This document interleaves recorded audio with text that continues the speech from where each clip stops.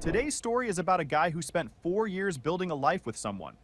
He helped her from day one, the YouTube channel, the photography sessions, the whole thing. He put down 85 grand toward a house. He proposed. He was ready to do the whole married life thing. And then he found out, completely by accident, standing in a parking lot with his engine still running, that the entire relationship was a long con for real estate and Instagram followers. She had a plan, a timeline, and a target. What she didn't have was a closed window. Pull up a chair. This one's worth every second.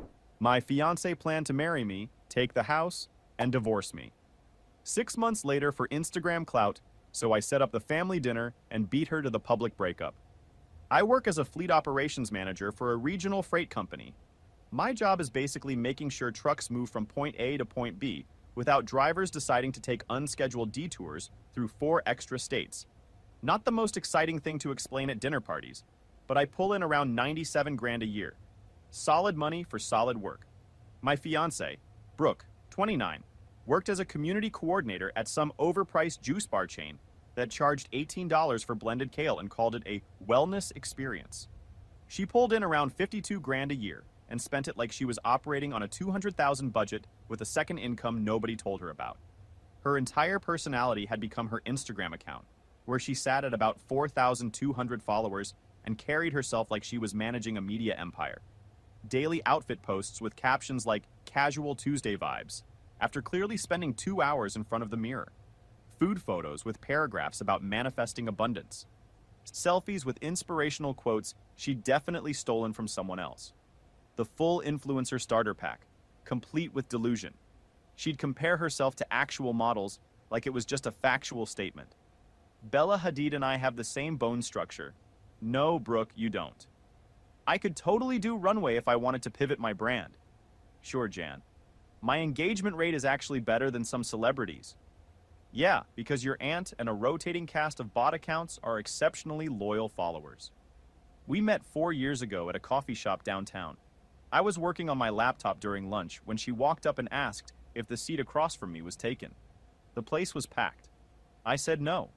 She sat down, smiled, and within 5 minutes we were talking about everything.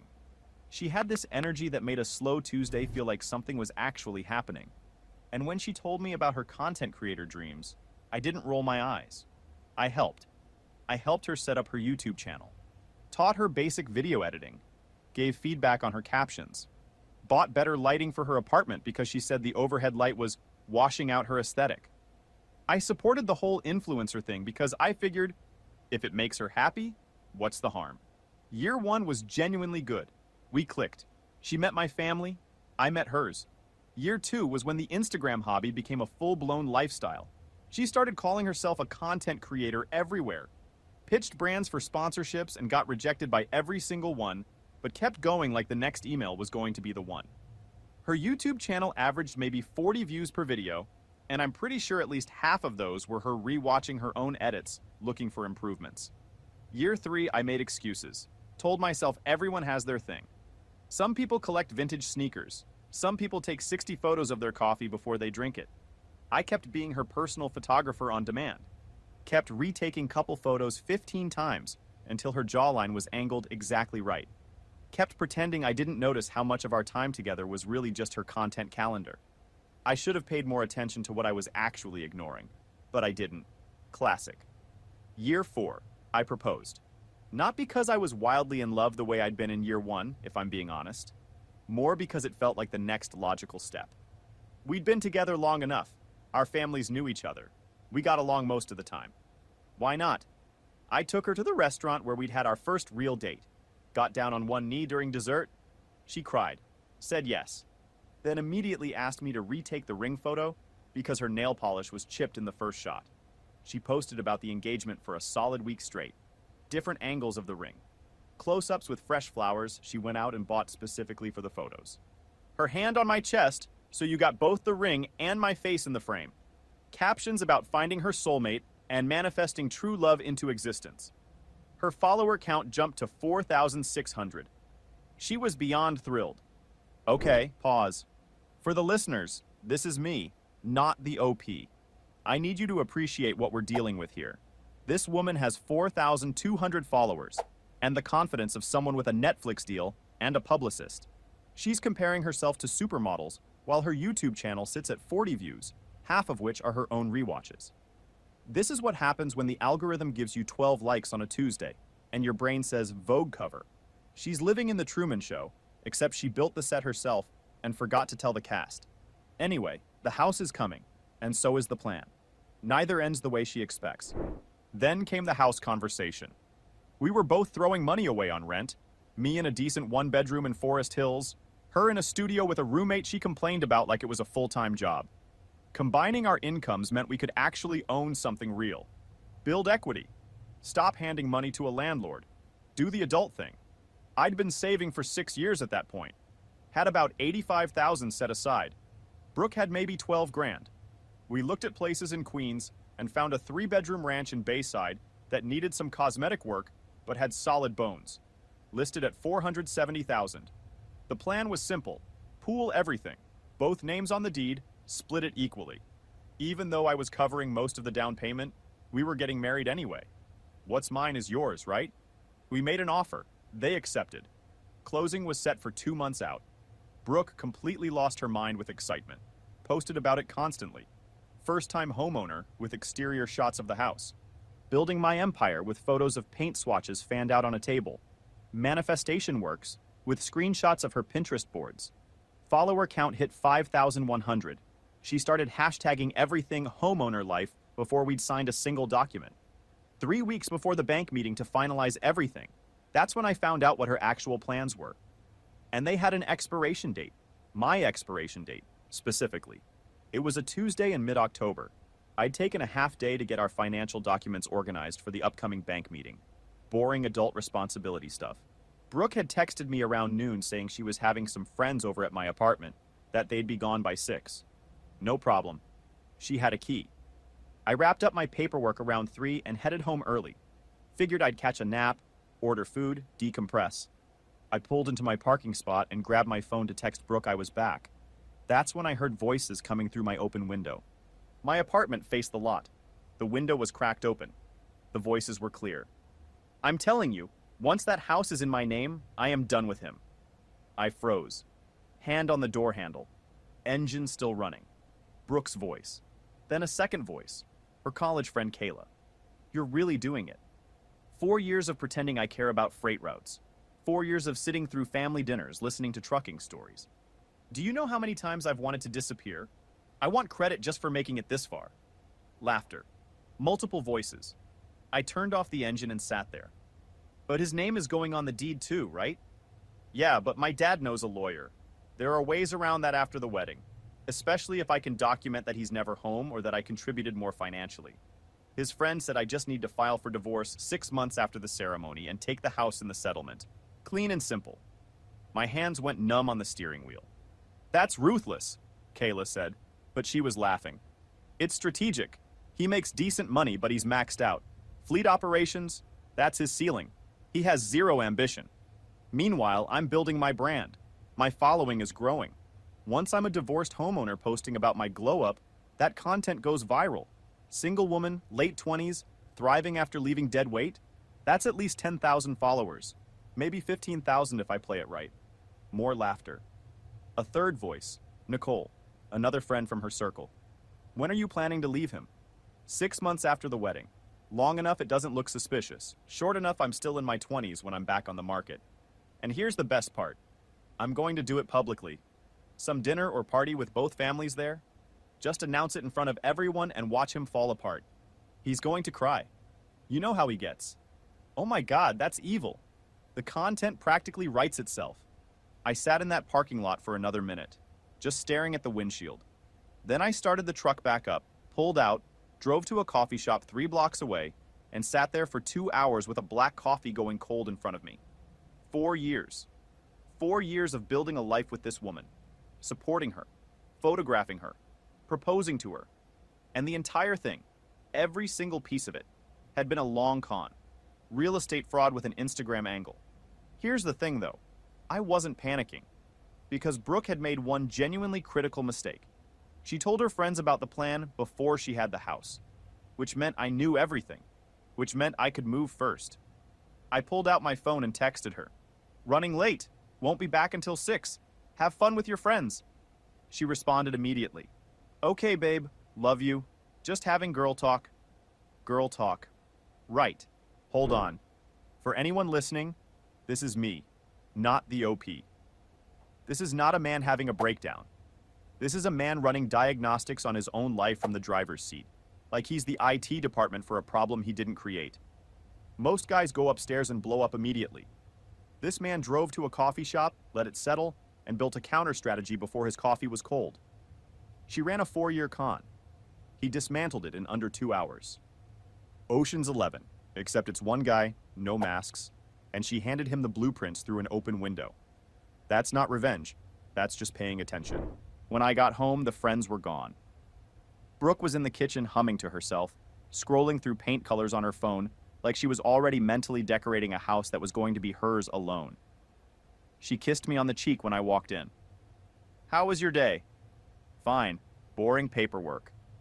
"I'm so excited for the bank meeting. We're so close to being homeowners." Homeowners plural, like she meant it. I told her I'd been thinking, maybe we should hold off on the house. Just a few months. Make sure we were really ready. Her face changed. "What? Why?" "It's a big commitment. I just want to be careful. We already made an offer. They accepted. We can't just back out. We haven't signed anything final. We'd lose the earnest money, around $5,000, but that's better than rushing into something we're not both certain about." Her eyes narrowed. "Where is this coming from?" "Cold feet about the timing. Maybe we wait until after the wedding. Make sure everything's solid." She crossed her arms, stared at me for a long moment. Then she dropped it. We ate dinner in near silence. She left around 9 to go back to her place. The next morning, I called the real estate agent and backed out of the offer. Then I called my mom. "Can you put together a family dinner for Friday night? Both families. Somewhere nice. Brooke's parents, too." She asked what the occasion was. I told her I'd explain Friday.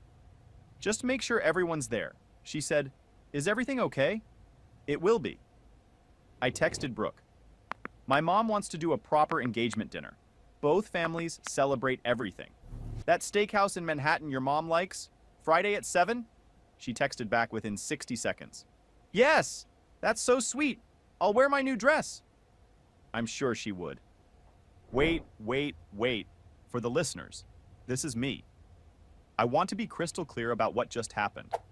She is sitting in his kitchen talking about paint colors while he has already backed out of the house, called his mom, and booked the restaurant. She thinks she's playing the long game. He flipped the board. This is the exact difference between acting from anger and acting from strategy. Anger would have been an immediate blow-up fight that went nowhere. Strategy is a steakhouse reservation at the place her mom likes, with both families there on a Friday. She drove to that dinner thinking she was going to a celebration. She was going to a deposition. Friday. I got to the restaurant at 6:45. Upscale steakhouse in Midtown, white tablecloths, mood lighting, $100 entrees.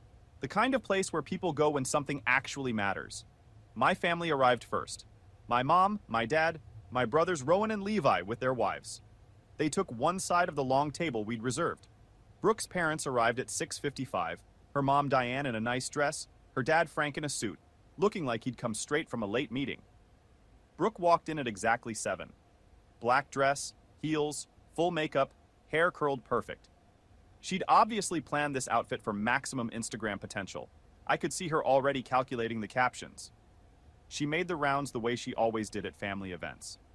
Hugged my mom, kissed my dad on the cheek, complimented my sisters-in-law on their outfits, chatted warmly with her parents, played the perfect future daughter-in-law with a skill I could now recognize for exactly what it was. Then she sat down next to me, put her hand on my leg under the table, and smiled at everyone like this was the happiest night of her life. I waited until everyone had food in front of them, took a sip of water, set down my fork. So, I wanted both families here tonight because I have an announcement. The table went quiet. Everyone looked at me. Brooke's face lit up like a switchboard.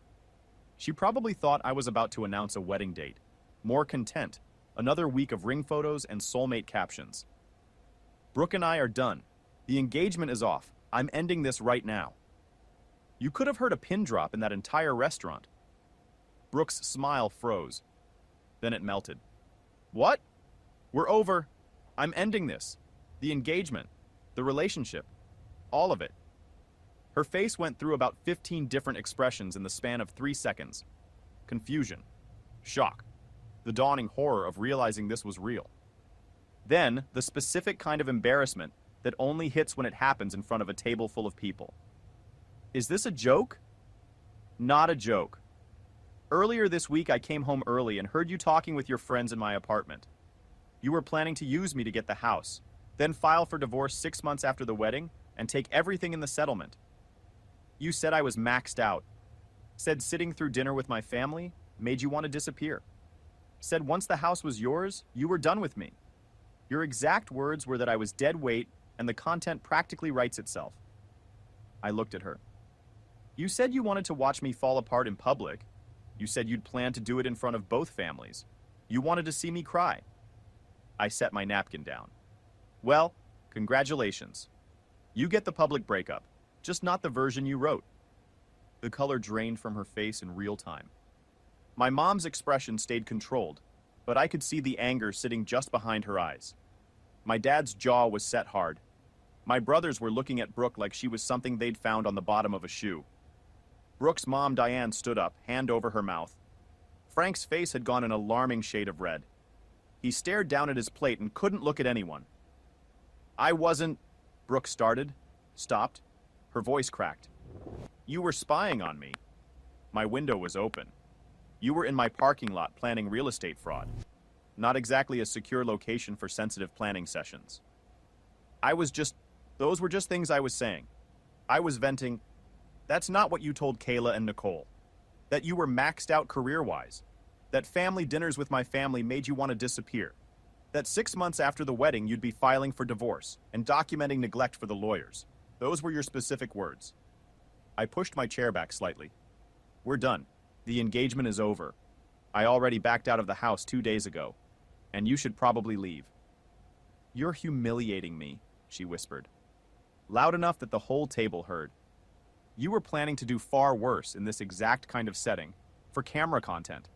I'm just saving myself 6 months. Rowan crossed his arms. Levi shook his head and said nothing. My mom's voice came out ice cold. I think you should go, Brooke. Diane grabbed her purse, hands shaking. Frank stood up slowly. He looked at me once. His face was pure, heavy shame. Then he looked at his daughter with a disappointment so thick it sat in the air. Let's go. They left. Diane had her arm around Brooke's shoulders. Brooke was crying, mascara running, stumbling slightly in her heels. Frank walked 3 steps behind them both, shoulders hunched, head down. The restaurant door closed. The table sat in silence for a moment. My dad cleared his throat. Well, that was something. My mom picked her fork back up. All right then. Rowan leaned back in his chair and looked at me.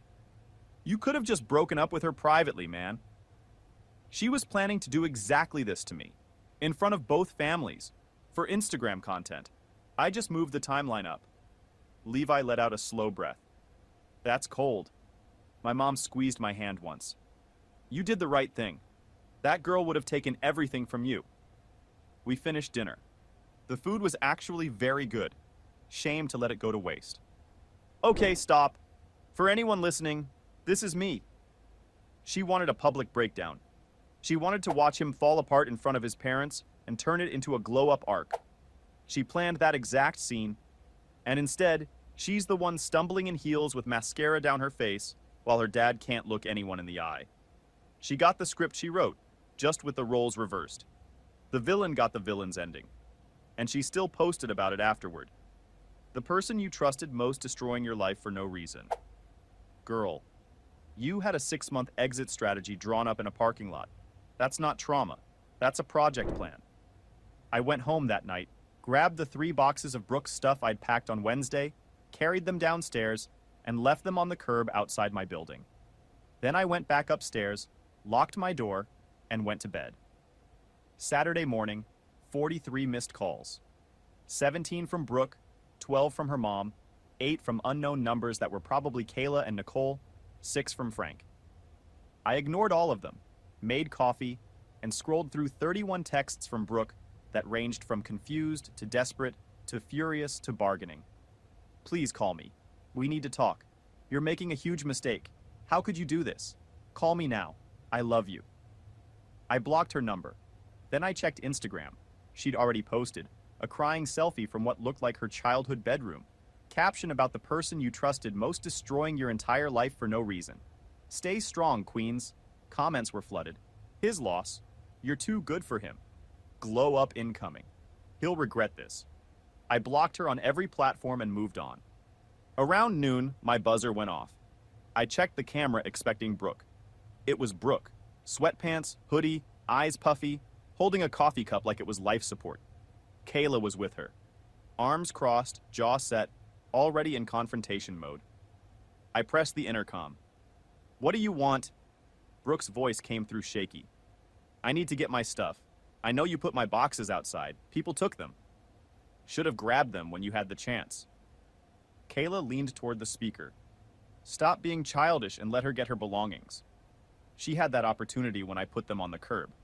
Not my fault if someone took free stuff. Long story short, I buzzed them up, gave them 5 minutes, stood in the doorway the whole time. Brooke went straight to the closet for whatever was left. A few clothes, a pair of shoes, a makeup bag. Kayla stood in my living room looking around like she was doing a property assessment. You're going to be alone forever because of this, Kayla offered at one point. You encouraged your friend to commit fraud and it blew up on both of you. That's what's actually happening right now. Brooke came back with a garbage bag, eyes red. I'm sorry, she said quietly. I really am, for everything. I know I messed up. You're sorry you got caught. That's different from being sorry for what you did. They left. Around 6 that evening, I headed downstairs to grab something from my truck. The 2019 Dodge Ram, black, lifted, kept in good condition. The thing I drove to work every day and kept cleaner than my apartment. The driver's side panel was destroyed. Deep scratches running the entire length of the door. Not random. Deliberate. A word carved into the paint in foot-high letters, metal exposed underneath. The kind of damage that doesn't buff out. I stood there for a moment. Felt something cold settle in my chest. Then I pulled out my phone and opened the parking lot security app. The building had cameras covering the whole lot. I rewound to 5 p.m., Brooke's silver Honda pulling in, parking 3 spots away from my truck. Brooke getting out, looking around nervous. Kayla getting out of the passenger side. They stood there talking, Kayla pointing at the truck, gesturing, Brooke shaking her head. Then Kayla grabbed Brooke's shoulder, said something, and Brooke nodded. Then Brooke pulled out her car key and went to work. I watched her carve each letter, slow, deliberate, making sure every scratch was deep enough that it couldn't just be buffed out. Kayla stood guard, watching the lot. When Brooke finished, they both stepped back and looked at it. Kayla took a photo with her phone. Then they got back in the Honda and left. I saved the video, downloaded it, backed it up to 3 different Clout accounts, called a body shop, $2,500 to $3,500 for full panel repainting. Then I switched to my work phone, the one Brooke didn't have blocked yet. Texted her, I have HD security footage of you and Kayla keying my truck at 5 p.m. today. Shows your faces, your license plate, and the full thing start to finish. You have 24 hours to Venmo me $3,000 for repairs, or I file a police report for criminal mischief and vandalism. Your choice. 3 minutes later, my work phone rang. You can't prove that was me. I literally just told you I have HD footage. You want me to email it so you can watch yourself do it? Silence. 24 hours. Send $3,000 or I go to the police. They'll charge you both. Criminal mischief, vandalism, maybe conspiracy since Kayla was clearly standing watch. Good luck landing brand deals with a record. I don't have $3,000. Should have thought about that before you picked up your keys. 20 minutes later. Venmo notification. $3,000. Payment note. You're a horrible person. I accepted it. Didn't respond. Yo, timeout. She keyed the truck. She paid $3,000 via Venmo with a note calling him a horrible person. And somehow, the next play is sending her friend to seduce him. Like he's going to open the door, see Kayla in full going out gear, and think fair enough. I need everyone to understand. This is the same strategic mind that almost pulled off a 6-month house fraud. She had one job after Friday. Don't do anything else. She's now committed vandalism, extorted herself, and is launching what I can only call Operation Bottle Service. CEO of Bad Decisions. What comes next in that hallway is better than anything on TV right now. Get your popcorn. I looked out my window.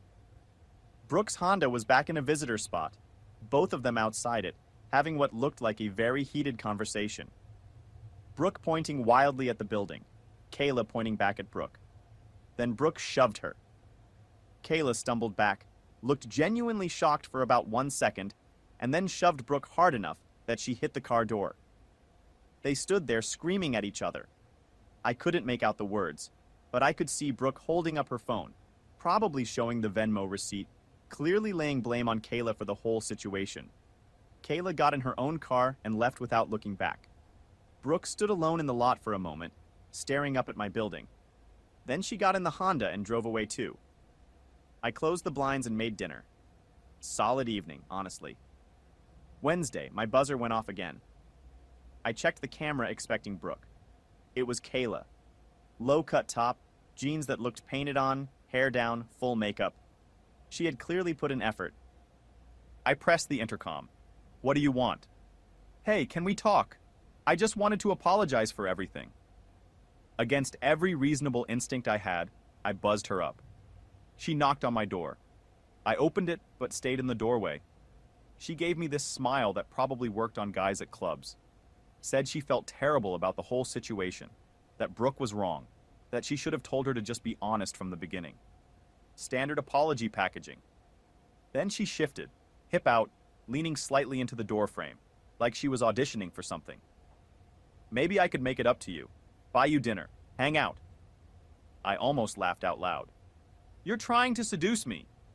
I'm trying to apologize properly. By sleeping with me. She smiled wider. If that's where things go naturally. I actually did laugh at that one. Let me get this straight. Your friend tried to commit real estate fraud against me. You called it genius. I ended the relationship. She keyed my truck. Now you show up here dressed like you're working bottle service somewhere.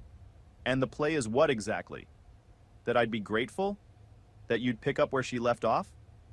Her face flushed. It's not like that. It's exactly like that. And honestly, this is embarrassing for you. You can leave. She turned to go. Got maybe 3 steps down the hall. That's when Brooke came around the corner. She stopped dead. Looked at Kayla. Looked at my apartment door. Looked back at Kayla. Her voice went flat immediately. What are you doing here? Kayla froze. I came to talk to him, about you. To try to fix things. Brooke's eyes dropped to the outfit. Like that. I just wanted to talk. You were trying to hook up with him. I was trying to help. By throwing yourself at my ex-fiancé the second we break up, while I'm going through the worst week of my life. He's not your fiancé anymore. You said that. I stood in my doorway and watched all of this unfold, with the focus of someone who just found the best show on television. The voices got louder. Brooke laid out the obvious, that Kayla had been right there encouraging the whole plan, calling it strategic, cheering her on, and was now showing up in that outfit to swoop in the first chance she got. Kayla shot back that Brooke had gotten sloppy and greedy, and if she'd just kept her mouth shut, none of this would have happened. So this is my fault? Brooke's voice went dangerously quiet. Yeah, actually, you got caught. Now you're broke, single, and living with your parents. Meanwhile, Brooke slapped her. Hard. Kayla's head snapped sideways. She stood perfectly still for 1 full second. Then she slapped Brooke back harder. Brooke stumbled into the wall, touched her face. Then she lunged. They went full grapple, grabbing hair, slapping wildly, someone's shoe coming off in the process, Brooke's purse spilling completely across the hallway floor. I pulled out my phone and recorded every second. The whole thing lasted maybe 20 seconds before they separated, both breathing hard, hair destroyed, faces red. Stay away from him, Brooke yelled. Why? You don't want him. That doesn't mean you get to have him. Kayla grabbed her shoe and shoved it back on. You had everything and you burned it down yourself. Don't put that on me. She stormed toward the stairs and was gone. Brooke stood there, mascara running again. She looked at me like I'd personally caused all of this. This is all your fault. I'm just standing here watching. You turned everyone against me. You did that. I just stopped pretending not to notice. She shoved things back into her purse. Lipstick, wallet, her phone with a fresh crack across the screen. She stood up. You're going to regret this. You're going to realize what you lost. You keep saying that. I'll let you know if it kicks in.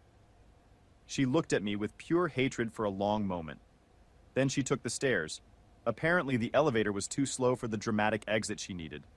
I closed the door, saved the video, and went to finish making dinner. Anyway, final update. I filed for a restraining order Thursday morning. Brought everything in a single organized folder. The parking lot security footage with timestamps, the Venmo receipt with her "you're a horrible person" payment note, screenshots of the threatening texts, the hallway video from Wednesday. The clerk at the courthouse looked through the whole thing and told me it was one of the most documented domestic situation cases she'd processed in a while. Got the temporary order the same day. Judge signed off within hours. Brooke had to stay 500 feet away or face immediate arrest.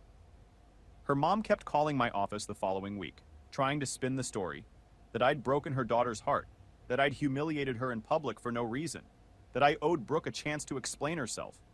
My boss sat down with me, asked for the full picture. I walked him through everything. The overheard conversation, the house, the family dinner, the truck, all of it. He backed me completely and had HR document the situation in case Brooke tried anything involving my employment. Frank called 2 days later. That conversation was different from everything else. He sounded completely exhausted, said he had no idea what Brooke had been planning, and was genuinely horrified when he found out the full extent of it. He apologized, said Brooke was moving back home, that they were going to figure out what had gone wrong. He sounded like a man carrying real shame, and I felt for him, honestly. None of this was his.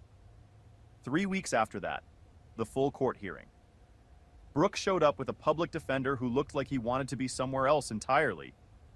The lawyer argued I was overreacting, that she just wanted closure, that I was the unreasonable ex. Tried to make me sound like the one who couldn't let go. I laid out every piece of evidence in order. Security footage of the truck keying, Venmo receipt, screenshots of the threatening texts, hallway video. The judge's expression got harder with each item on the table. Her lawyer went with the "she was emotionally overwhelmed after a traumatic breakup" angle. The judge asked Brooke directly whether she damaged my vehicle. She tried to deny it. The judge played the security footage on the courtroom screen. You could see Brooke's face clearly. The key in her hand. Every deliberate letter. Crystal clear, time-stamped. She went completely silent. Judge called it criminal mischief, trespassing, and vandalism. Granted the restraining order for 2 full years. Said if she violated it once, she'd face immediate arrest and criminal charges. Brooke walked out of that courthouse looking like her world had collapsed. I checked her Instagram on the drive home out of pure curiosity. The account had been mostly gutted, all the house content deleted, all the engagement photos gone, most of the influencer posts pulled down. She was sitting at around 3,400 followers. Her most recent post was a sunset photo. Caption, "Starting over." 12 likes. 3 comments from relatives. "Stay strong, sweetie." The influencer dream was over. The house was gone. The relationship was done. She had a 2-year restraining order that would show up on background checks indefinitely. And I had 97 grand a year, my truck repainted on her dime, and the quietest apartment I've ever had in my adult life. I still haven't figured out what I'm going to do with the extra drawer space. Look, I'm not saying this guy played every moment perfectly, but when someone spends 4 years treating you like a transaction and then keys your truck over the consequence, you don't negotiate. You document everything, file the paperwork, and let the judge be the punchline. That's not petty. That's knowing the difference between what you owe someone and what you don't. Drop your take in the comments. What would you have done the second you heard that conversation from the parking lot? Sit on it or move first like this guy did. Let me know. And if you're not subscribed yet, hit the button. New stories every day.